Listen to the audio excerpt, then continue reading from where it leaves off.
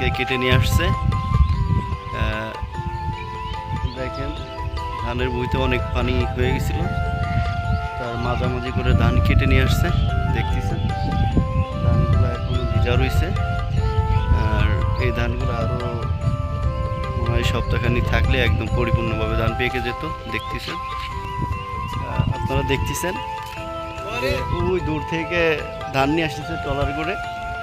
আসলে কয়েকদিন ধরে ওয়েদার বৃষ্টির জন্য খুবই একটা কৃষকের জন্য কষ্টকর। সেই দূর থেকে নৌকায় করে নিয়ে আসতেছে, এই যে ভাইগুলা মাথায় করে নিয়ে আসতেছে, ওই যে নৌকা দেখাবো আপনাকে। আর এক ভাই যে মাথায় করে আনছে ধান ভিজে অলরেডি পানিতে ডুবেছিল, মাঝামাঝি করে কেটে নিয়ে আসছে। আপনারা দেখতেছেন, আপনাদের আর একটু দেখাবো নৌকায় করে যে ধানগুলা নিয়ে আসতেছে।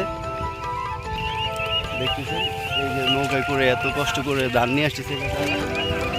গতকালকেও পানি কম ছিল, এই ধানগুলো পানিতে তলিয়ে যাওয়ার কারণে খুবই কষ্ট হচ্ছে। এই নৌকায় করে এই যে অলরেডি নদীর কিনার থেকে উপরে উঠাচ্ছে নৌকায় করে। দেখতেছে খুবই কষ্টজনক। আর এই নদীতে গতকালকে পানি কম ছিল, আজকে দেখতেছেন পানি অনেকটাই বেড়ে গেছে।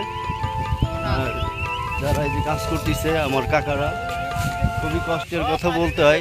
আজকে কয়েকদিন ধরে ওয়েদার খুবই খারাপ ছিল, যার কারণে বৃষ্টির কারণে নদীতেও পানি বেড়ে গেছে।